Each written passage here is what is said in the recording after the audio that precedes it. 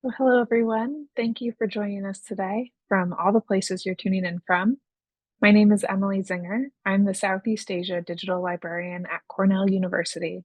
I'm very excited to welcome you to this webinar in our series Across the Archives. Before I begin, I would like to thank several supporters who have made today's talk possible. First, thank you to Cornell's Southeast Asia program, especially to Ava White, who has managed the technical side of this event.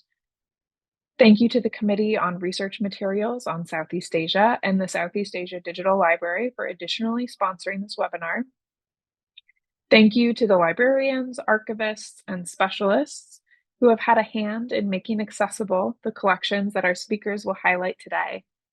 And thank you to Yale University, in particular to my co-host Brent Bianchi for their support of this event. In my role as a digital librarian, I'm keenly aware of the benefits that arise from making archival materials available both online and in person. We all have a duty to preserve these materials for future generations and to reduce the barriers that stand between them and the scholars, students, and curious individuals who seek to explore them.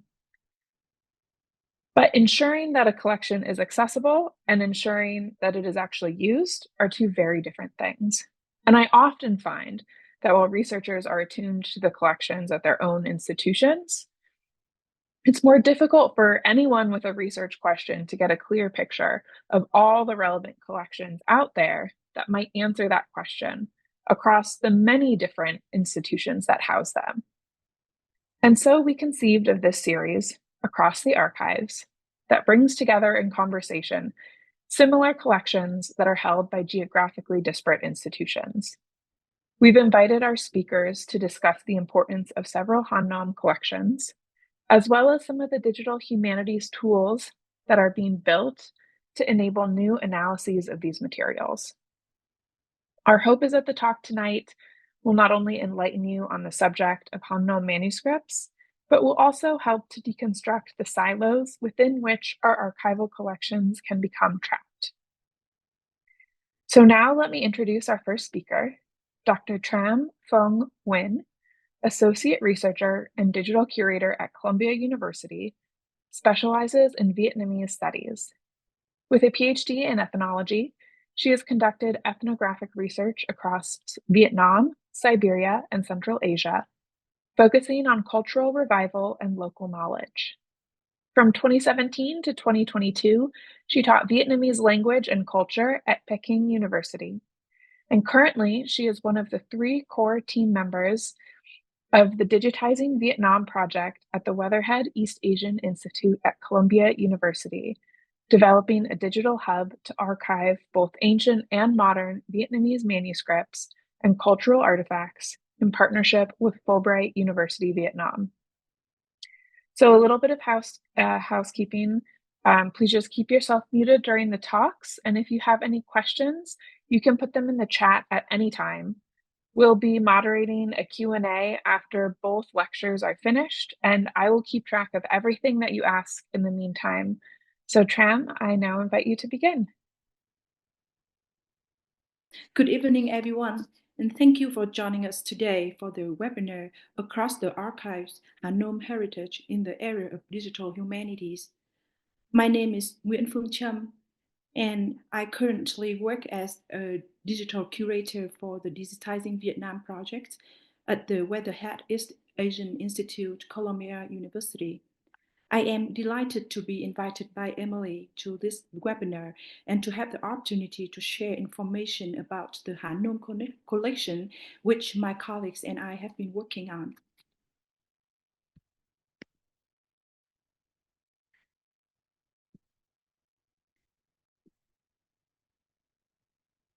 Today's presentation will be divided into 3 parts. Part 1, an introduction to the Digitizing Vietnam project. Part 2, a discussion on the Hán Nôm collection, which will be available on the Digital Library Collections website of Columbia University and on our Digitizing Vietnam platform, focusing on its development and public access. And part 3, will be an introduction to digital humanities tools developed by my colleagues and project partners, specifically designed for Hán Nôm collection and their applications in Hán Nôm studies.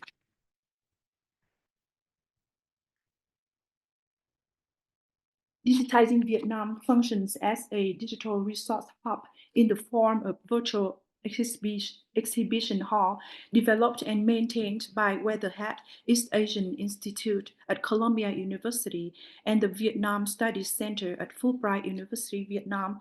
The project provides an extensive archive of digitized pre-modern manuscript collections and a selective catalog of archival and library collections related to modern Vietnam.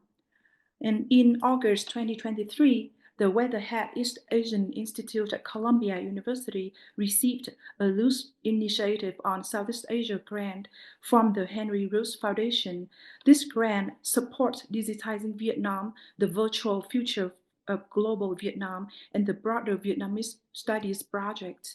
In collaboration with the Vietnam Studies at in collaboration with Vietnam Studies Center at Fulbright University, Vietnam. Our collections cover pre-modern Hán Nôm manuscript collections, modern Vietnamese studies collections, including history studies, linguistics, ethnology and cultural anthropology, early 20th century Vietnamese journals, Vietnamese contemporary and folk music collections, and photography collections about Vietnam. Digitizing Vietnam also serves as a platform for developing advanced digital humanities tools to enhance research. One of its key initiatives is a labeling tool that facilitates annotation and translation of the pre-modern digital repository, making scholarly research more accessible. The Hán Nôm collection is the first digital library in the field of Hán Nôm studies in Vietnam. The Vietnamese Nôm Preservation Foundation initiated the project in collaboration with other institutions such as the Institute of Sino-Nôm Studies, the General Sciences Library in Ho Chi Minh City, as well as the National Library of Vietnam. The Hán Nôm collection is comprised of all Hán Nôm texts, Sanskrit inscriptions, gate carvings, and sanctuary placards at the two oldest and most important Buddhist temples in Vietnam, the Chùa Thắng Nghiêm and the Chùa Phổ Nhân. The Hán Nôm text digitized by the National Library of Vietnam and the Vietnamese Nôm Preservation Foundation are also included in our Hán Nôm collection. The Hán Nôm collection is scheduled to be accessible on the Digital Library Collections DLC of Columbia University website by the end of this spring semester, and the Digitizing Vietnam website serves as a digital hub for users to access this Hán Nôm collection. And here you can explore the Digital Library Collections website at Columbia to get an idea of how the collection will appear on the LC website. So here you can search and view any collection item of the Hán Nôm collection with the metadata information on the same page.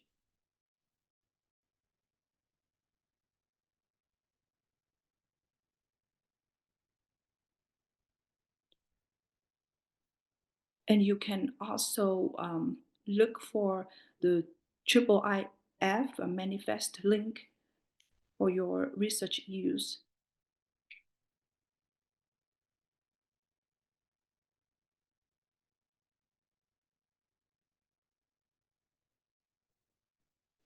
So there are many different collection items in one big Hán Nôm collection.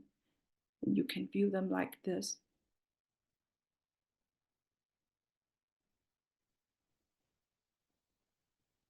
And you can also search for a particular collection item by typing the name of the collection item, and all the related collection items will come up and you can click on what you are looking for.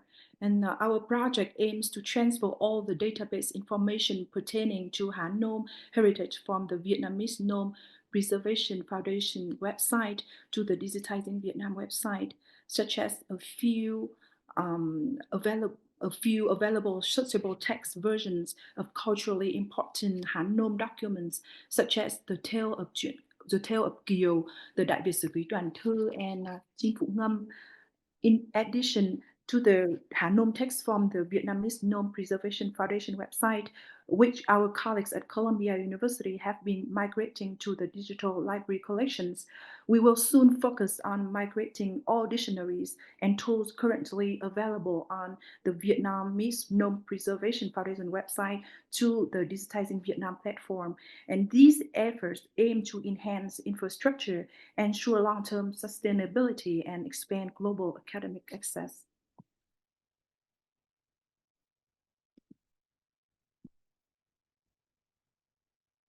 So we are actively working on developing digital humanities tools to enhance accessibility and understanding of the Hán Nôm collection on our platform. For instance, we are creating an annotation tool that allows scholars and the public to annotate Hán Nôm text and contribute their annotations and translations to the community. Additionally, we are collaborating with the Computational Linguistics Center at the University of Science in Ho Chi Minh City to optimize the Hán Nôm OCR applet that they have been developing. And this applet will be hosted on our Digitizing Vietnam website when it is officially launched. And here is the link to the applet that you can find on very easily on the internet. And I will play a demo video here for you so that you will have a general idea of how the applet works. So you can upload an image of Hán Nôm text onto this applet, and it will take you a few seconds to generate the text. And the Hán Nôm text will be appearing in the left window, and the Quốc ngữ text will be in the right window. And down here is the image that you have just uploaded. You can click copy to save the text, the Quốc ngữ text and the Hán Nôm text, and you can save it to your local computer for further use. Apart from uploading images, you can also upload a document of Hán Nôm text. And at the same time, you can also type directly new text to the left side window using a Hán Nôm inputting software, for example, like this, and the Vietnamese Quốc ngữ text will appear in the right window. So this is how it works. And this tool is very useful for people who are interested in learning and studying Hán Nôm script, but they are not very good at reading Hán Nôm script yet. So it is really a good tool to start with. Also, it's also very helpful for scholars because it can speed up the transcription process for them when they work on Hán Nôm text.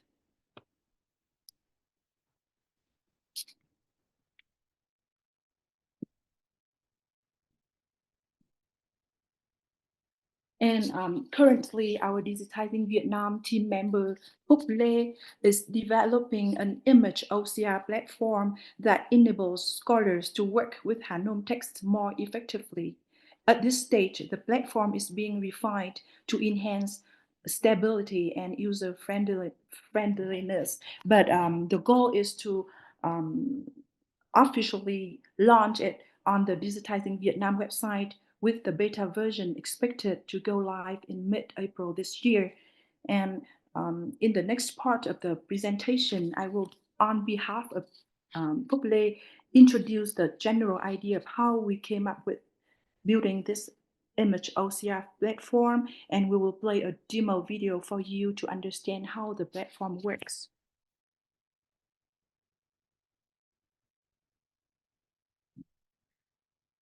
In the field of digital humanities, vast collections of historical text remain locked in scanned images, manuscripts, and inscriptions, inaccessible to search, analysis, and preservation.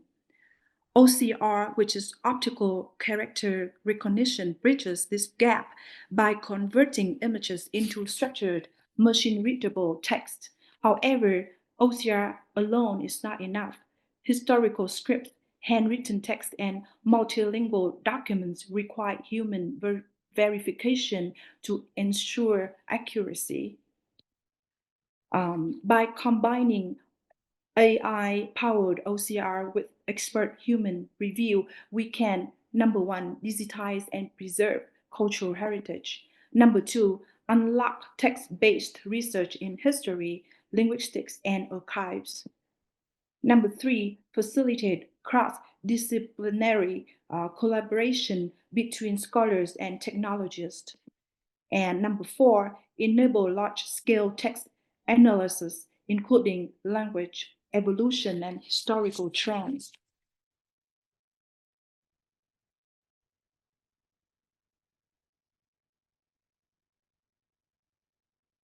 And OCR models can accelerate transcription, but they are not perfect, especially for historical and complex scripts.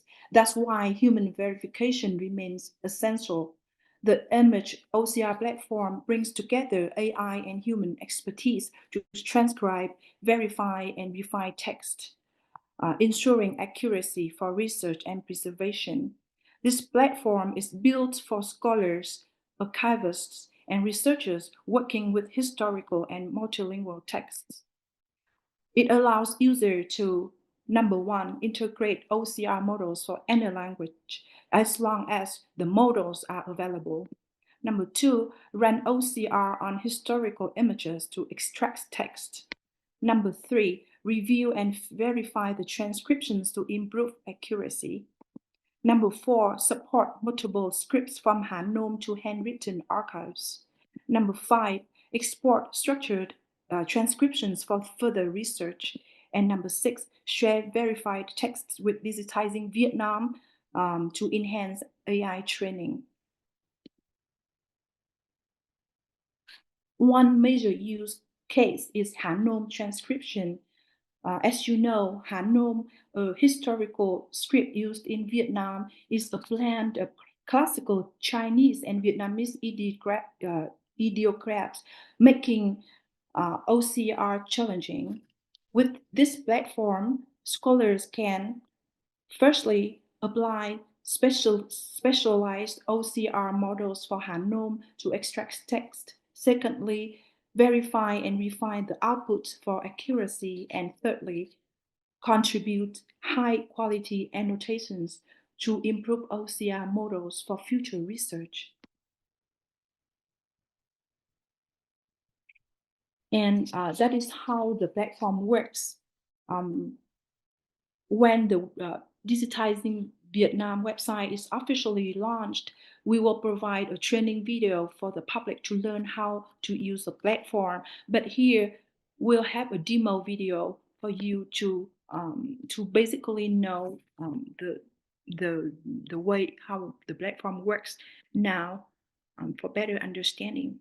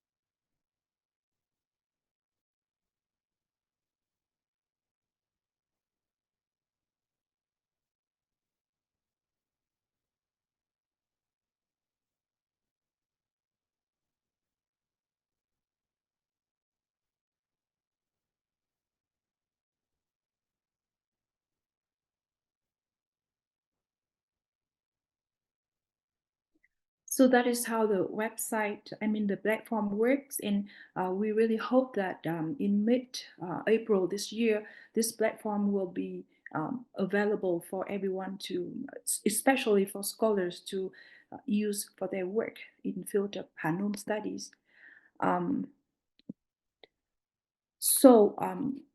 To broaden the impact of this tool, we are seeking collaborations in integrating OCR models for new languages. If you have a model, we can add it to the platform. And also, we would like to improve OCR accuracy because verified user annotations will help refined AI models, and the platform will work better and better.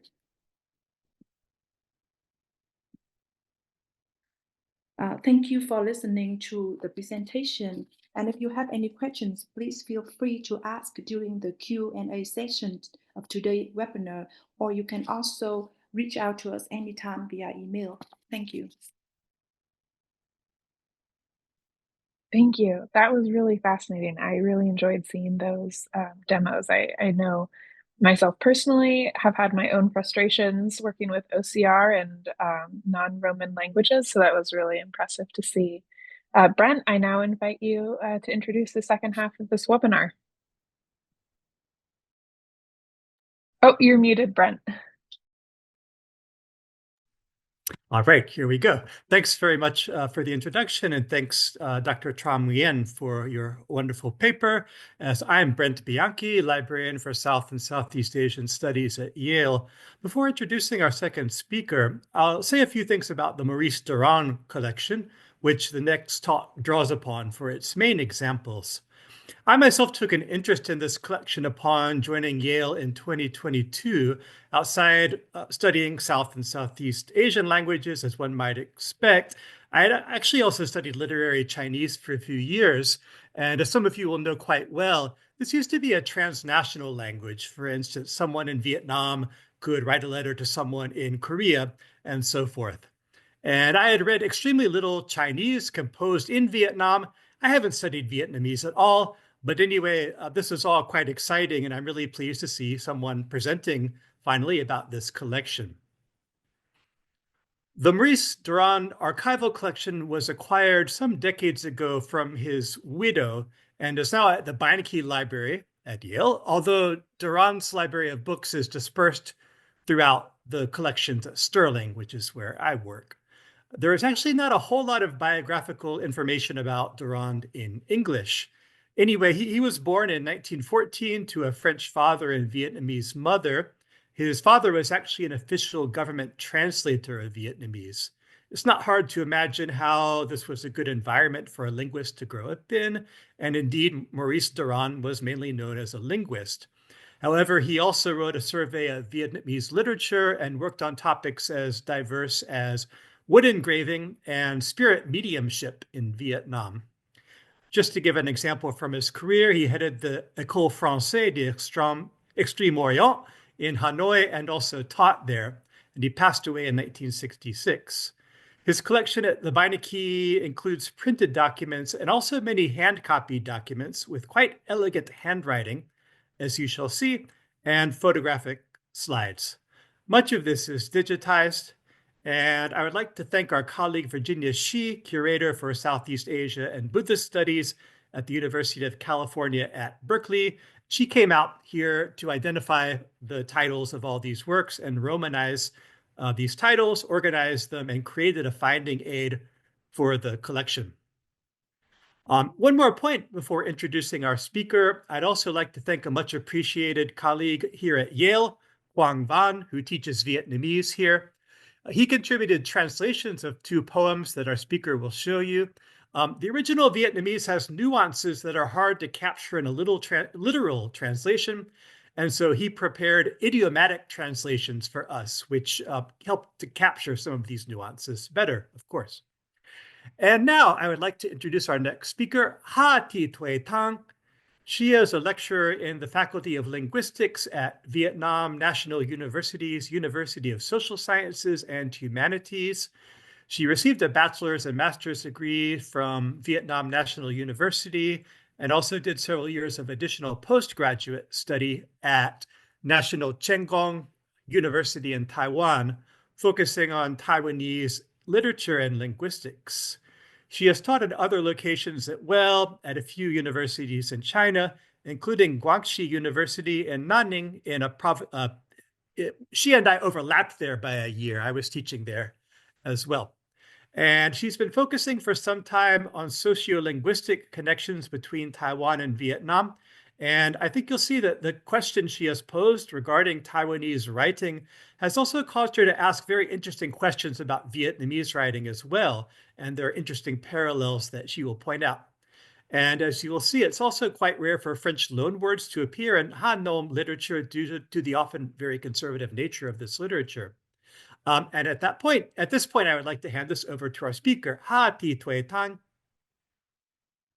Okay, thank you, Brent, for your introductions. Now I share my computer screen. Okay, so good morning, everyone. I say good morning because it's 7:30 in Hanoi now, and I am Thành from Vietnam National University. And firstly, I would like to say thank you to Emily Zinger and Brent Bianchi for giving me an opportunity to participate in such a meaningful event. And 1 month ago, Emily sent me some video of the previous sections of this event, and I had watched them carefully, and I was very interested in those videos, and I learned a lot from the previous presenters, and so I decided to participate in this event, and I hope my presentations today is also useful for you. So now let me start my presentation.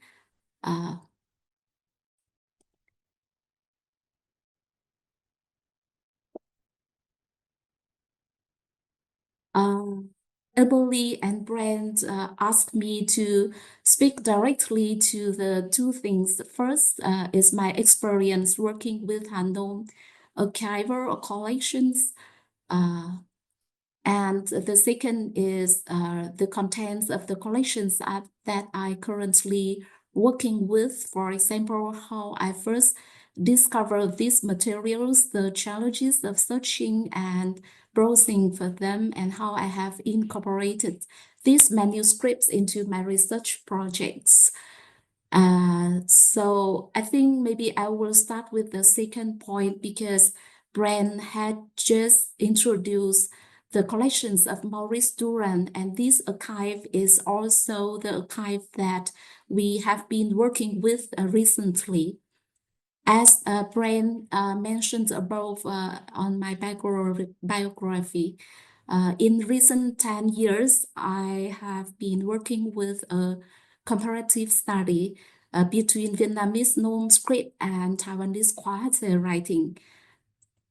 As we know, both two writings are derived writings from Chinese character. That means Vietnamese people and Taiwanese people borrow Chinese character or elements of Chinese character to record Vietnamese and Taiwanese. Taiwanese is a language come from the Minnan dialect in China. For example, here we can see Vietnamese people borrow the whole Chinese character Thổ to write down, to record Vietnamese word Đầu means hat. And the same, the Taiwanese people borrow this Chinese character to record Thảo in Taiwanese. And sometimes we borrow items from Chinese character like this one and this one to create a new character like this one to record a mother in Vietnamese, and the same in Taiwanese. Do you see my screen here? In Taiwanese, we borrow this and this to create a new character, Chiu, to record Chiu in Bak Chiu. That means I in Taiwanese. So my main research question is, under different language situations, what are the similarities and differences in the structures of known texts and qualitative texts? To answer these questions, I have compared various known texts and qualitative texts from different stages of their development. And recently, over the past year, I have focused on the late 19th century and early 20th century. Why? Because this period of time is a very special period of time in Vietnamese history, as well as in Taiwanese history. As we know, at that time, Vietnam was colonized by the French, while Taiwan was colonized by the Japanese.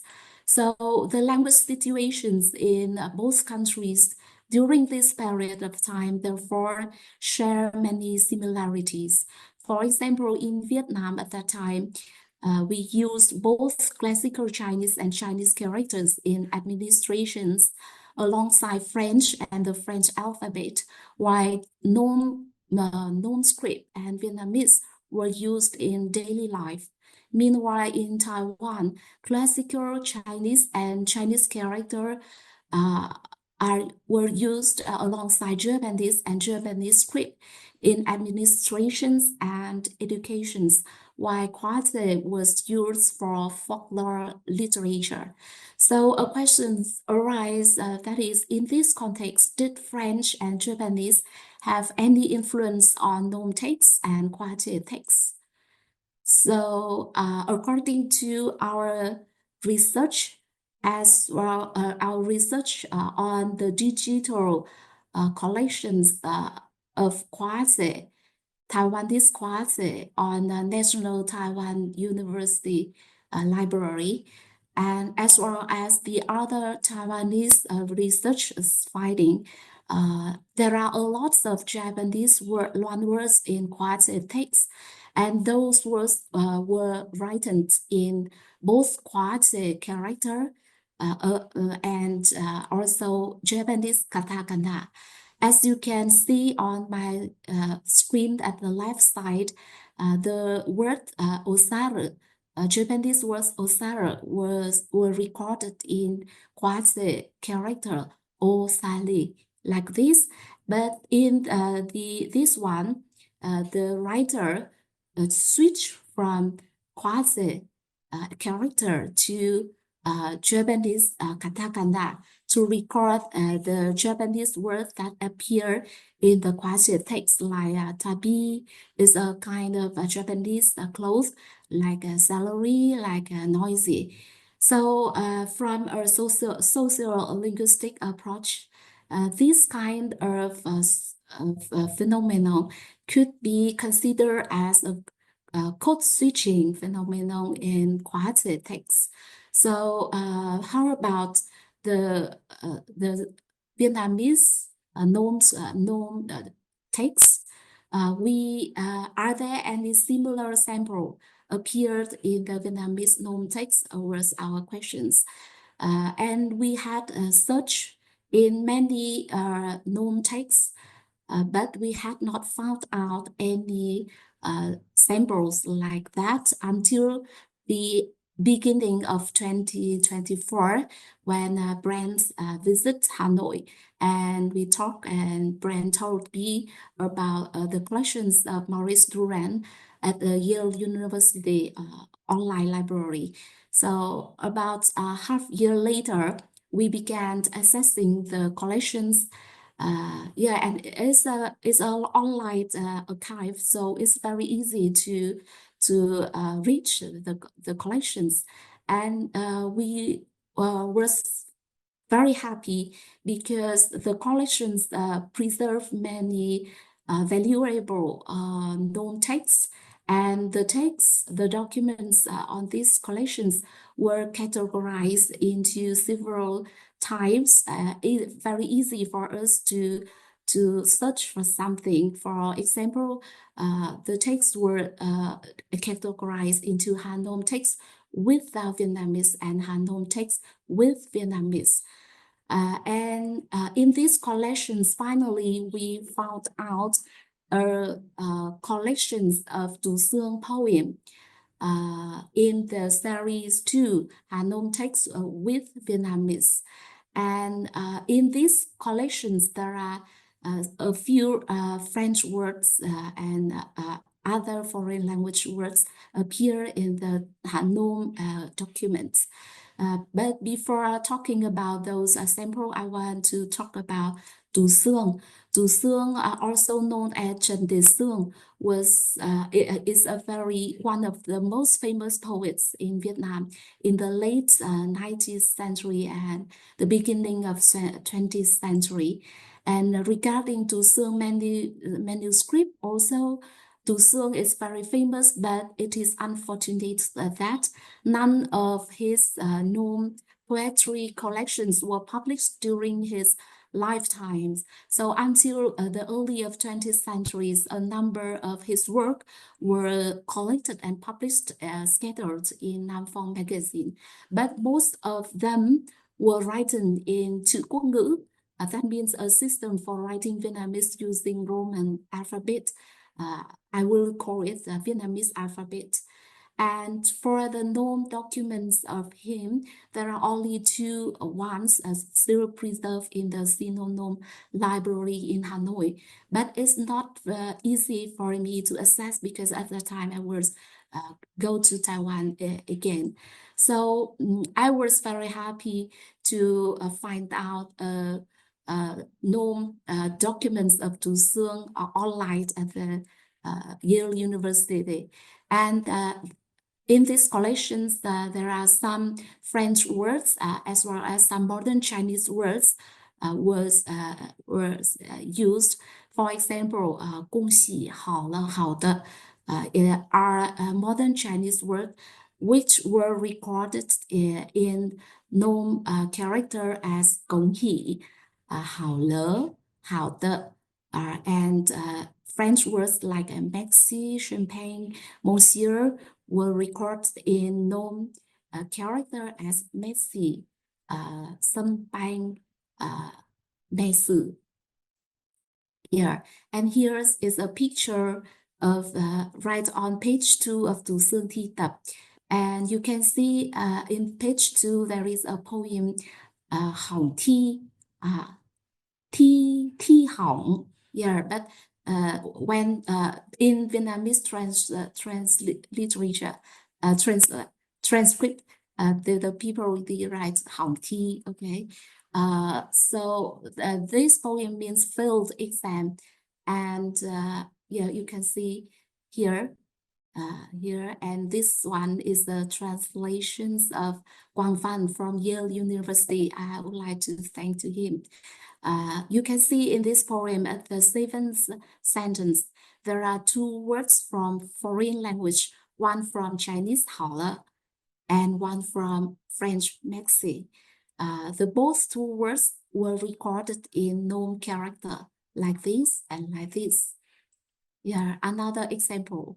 Monsieur were recorded in known character like this and this. Okay, so I go to some initial conclusions of us. In similar socio-linguistic contexts, French colonial rule in Vietnam and Japanese rule in Taiwan, we can see that both known texts and quoted texts exhibit loan words as well as code missing, code switching phenomenon. However, Vietnamese tend to record those words by known characters, whereas Taiwanese texts sometimes will switch writing system to present different languages. So we hypothesize that this difference may due to several factors. First, the bilingual proficiency of Taiwanese people might be a little bit higher compared to the Vietnamese people. The second, since Japanese is actually also a mixed script writing system, the Taiwanese writers may have found script switching more acceptable, while the Vietnamese saw code switching missing as more foreign to their linguistic traditions. The third, the printing and publishing practice in Vietnam at that time might play a role. Additionally, the structural and typological similarities between Japanese and Taiwanese might have facilitated script switching more naturally than between French and Vietnamese. So in our future research, we hope to gather more data to further clarify these issues.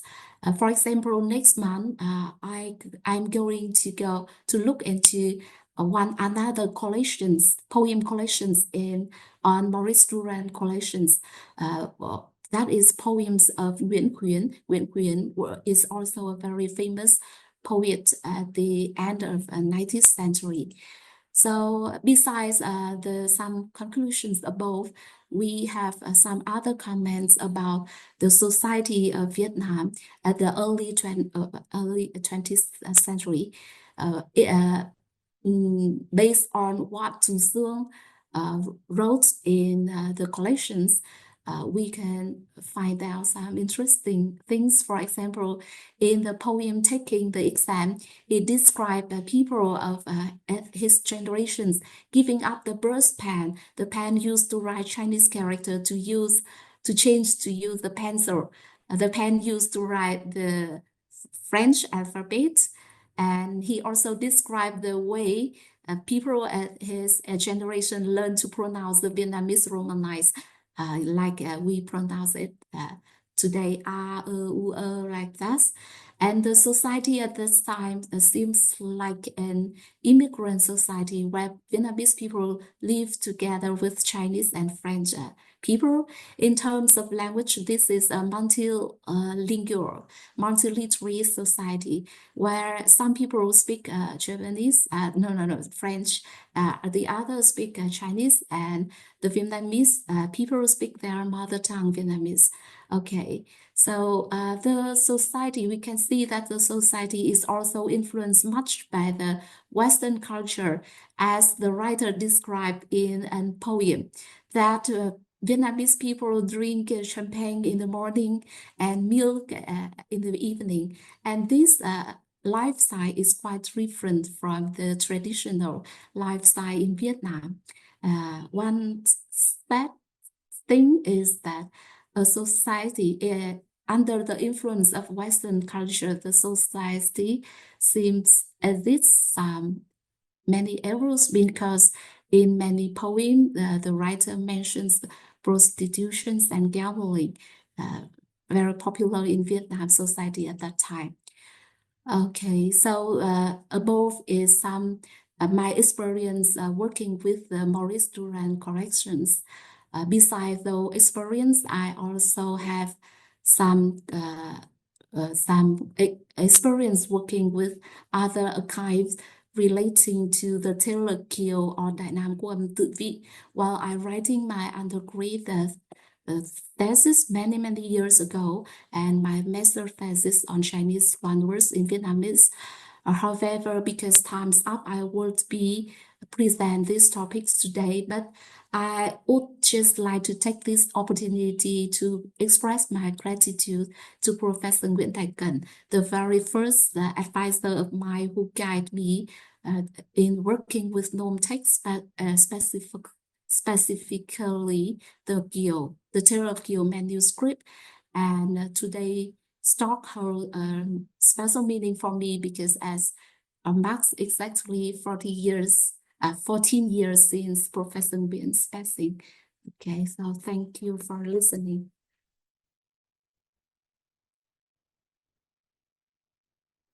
Thank you so much for that wonderful presentation. We now have about 15 minutes left for questions. So attendees, if you do have a question, please put it in the chat, and I'll go ahead and read that out loud for our participants, for our speakers.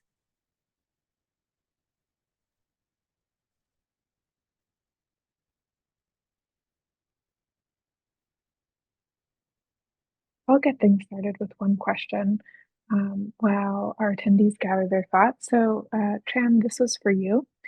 I'm wondering if you could speak more about how you've selected the collections that will be in your digital archive? So I know you've mentioned that it will hopefully host both historic and modern collections. So what goes into some of those curatorial decisions?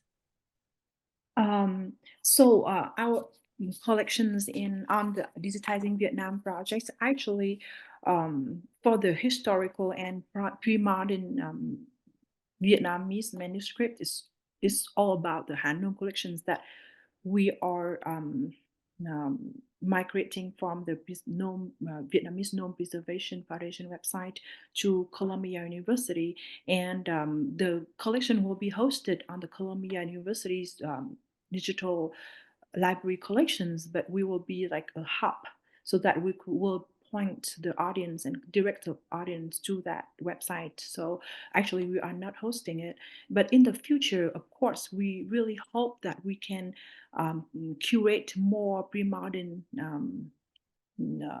Vietnamese collections regarding mostly Hán Nôm manuscripts. But we still have a lot of work to work on these collections because we still are planning to migrate the tools and the dictionaries and some searchable texts on the Vietnamese Nôm Preservation Foundation website. So we still have a lot of work to do to finally migrate everything onto our website. So I think in the near 3 or 4 years, in the future 3 or 4 years, we'll just be focusing on migrating all those database and optimize all the tools and that can make more sense of the Hán Nôm collection in the future. Thank you. Yeah, that makes sense. Thank you. And Ten, I have a question for you as well. So have you ever used any of the kinds of tools that Tran was describing in her talk, or do you have any experience with that, or can you imagine ways you might use them if you haven't used them already? I use a kind of the tool to transcribe quasi text in Taiwan, but in for a known text, this is the first time I know that there is a tool like that. So I was very happy when Trâm introduced the tool. Yeah, and I'm not sure because my English is not very good. Whether Trâm mentions about handwriting manuscript, because yeah, in the demo video we can see how the tool work with the printing documents, but how about the handwriting? Because I have a lot of Nôm handwriting documents, but very difficult for me to transcribe because yeah.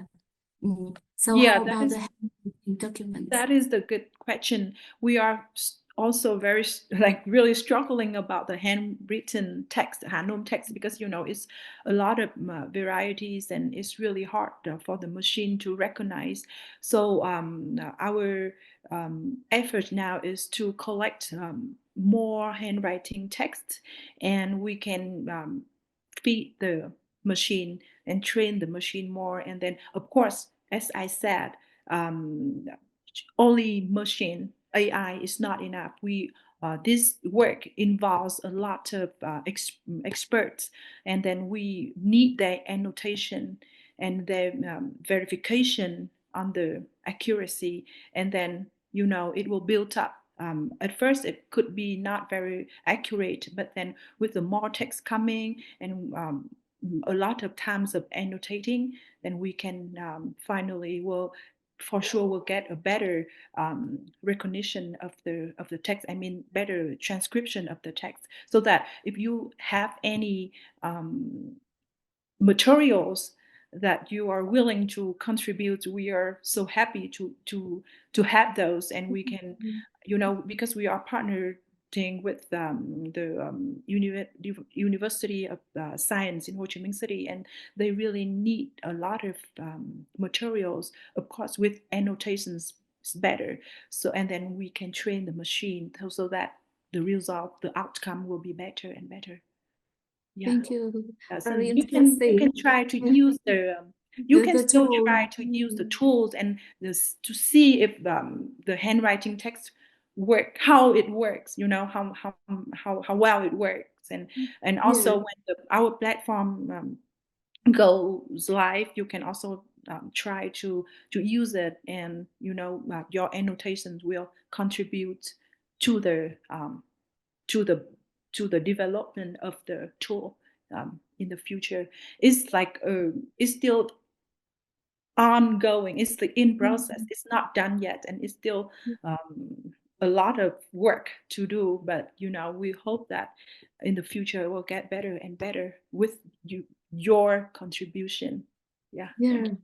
Thank you very much. Very interesting and useful. Yeah, from me.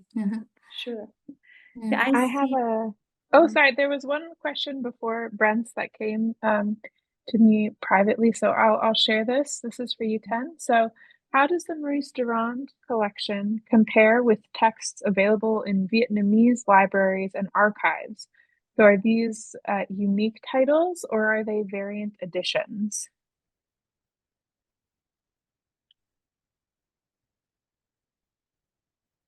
Yeah. You asked me I answer my questions first. Okay. Yeah. We'll start with you, Ten, and then How we'll go does to Maurice Durand collections compare with texts available? Because I just focus on looking for the text, the documents at the beginning of 20th century. So I don't look at all the documents on Maurice Durand collections, but I think the good point, maybe many of the texts were also preserved in like Hán Nôm, Library of Hán Nôm Institute in Vietnam, but the difference is Maurice Durand collection is online, all are online, so easier for me to reach, wherever I am, But I think, for example, Kiều, because I had worked on Kiều documents for about 10 years ago, 10 years, and I have a collection of about more than 10 Kiều texts, Kiều manuscript, but the one in Maurice Durand's collections is a new one for me with a new title. Kiều texts are normally have the title Kim Vân Kiều Truyện or Đoạn Trường Tân Thanh, but the one in Maurice Durand collections is Kim Vân Kiều Tân Tập. And when I look at some pages of these versions, I found some new words that did not appear in the other Kiều versions. So it is very interesting for me too. For the other documents, I don't have enough time to look at. So it's hard for me to compare. Okay. Thank you. Thank you for your answer. And I have two questions for you, Trâm, which are related. So the first is, does Nôm sometimes have alternate readings for the same character? And if so, how does the converter handle these? And then Simon asks, how accurate is the current model for OCR? Similar but slightly different questions. Yeah, so for sure, Nôm sometimes have alternate readings for the same character, and sometimes many characters represent the same reading. So this is challenging for the OCR applet for sure. And as I already mentioned in my presentation, because it's the mixed of different classical Chinese and Vietnamese ideographs. So it's really hard. It's really hard for us to train the machine. But anyways, the more the machine have materials, the more the machine fed with materials, the better the OCR platform and the OCR tool will work. So the only way to make it recognize different varieties, different readings and different characters is to train it. And how to train it? We have to have better and more the more accurate possible annotations. So if we have good annotations to train the to optimize the tool, then we can deal with the problems of different characters have the same sound, or different sounds have the same characters. So it's still a ongoing problem that we have to solve, and we really we are seeking help from different scholars in this field to contribute accurate annotations to train the machine. And another question is how accurate the current modern for the OCR. Actually, on the platform, you can see that the accuracy will be shown on the tool. So can I share the screen just? Yeah, please go ahead. Yeah, so you can see the accuracy here. So here, as you see on the screen, it says score here. So the score here shows 99.78%. So the accuracy is 99.78%. But it's different with different text. So this text is from Truyện Kiều. So it's very well annotated. So it's good to be read by the OCR. But sometimes if it's handwritten, and if it's different, it's rare text that the machine is less trained with, then the accuracy rate could be much lower. So it always depends on the text that you put in. So in this case, Truyện Kiều is very well trained. I mean, the OCR is very well trained with different versions of Truyện Kiều, so the accuracy rate is really high. And Simon has a follow-up question. Does the accuracy rate score change as it's edited by a human? For sure, yes. Yeah, sure. Yeah, thank you. And I have one final question before we log off for today. So Tram, you mentioned that you're seeking scholars to help you build up your annotation. So if someone watching this webinar were interested in contributing or becoming involved, how would they go about doing that? Oh, yes. So we have 2 emails that you guys can reach out to us. One is mine, as that you have already known, and the other one is info@digitizingvietnam.com. So via these 2 emails, you can reach out to us, and we would be very happy to work with you guys and to optimize the platform that we are building. Thank you.